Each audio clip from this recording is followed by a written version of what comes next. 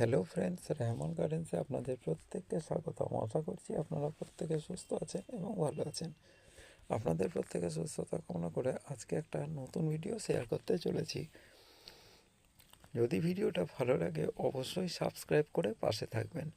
আমি ভিডিওতে যে গাছটা দেখাচ্ছি এটা হচ্ছে একটা চাইনিজ কমলা বা চাইনিজ কমলা লেবুর গাছ।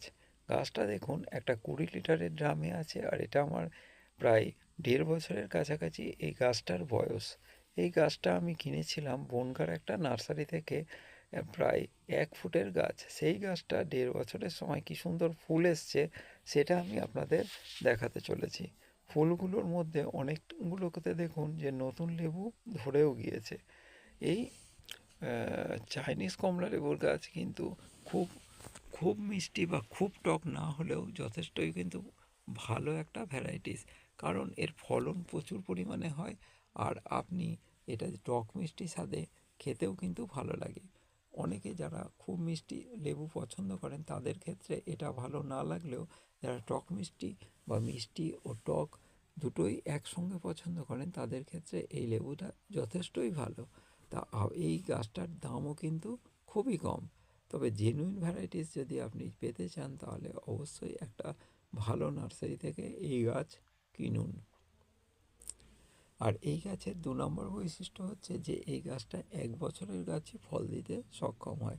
আমি কোনো যত্ন ছাড়া এই গাছটা অনেকটাই বেড়ে গেছে। আর যেসব বন্ধুরা যত্ন করতে ভালোবাসেন তাদের ক্ষেত্রে তো কোনো কথাই নেই যে ফলন খুব ভালোভাবে হবে।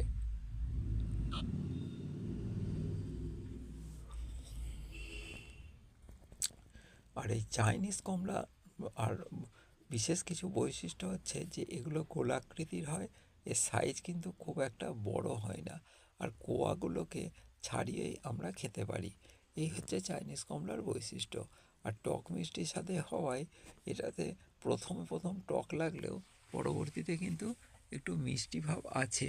আর 2 নম্বর হচ্ছে যাদের বাড়িতে অনেক পরিমাণ ফলের গাছ আছে তার মধ্যে এই গাছটাকে রাখলে বেশ বেশ পাখিদের উপদ্রব হয়। তার সঙ্গে সঙ্গে অনেক অনেক যে পাখি আপনাদের অন্যান্য গাছে আসে, আপনি যদি অন্যান্য গাছগুলোকে ঢেকে রেখে এই চাইনিজ কমলা লেবুর গাছটা খুলে রাখেন তাহলে অনেক পোকামাকড় বা পাখিরা এই চাইনিজ কমলাগুলো খেতে পারে। তাহলে আপনার অন্য ফলের গাছগুলো, যেসব দামি দামি বা ভালো ফলের গাছগুলো আছে সেগুলো আক্রান্ত হবে না এবং পাখিরাও খেতে পারবে।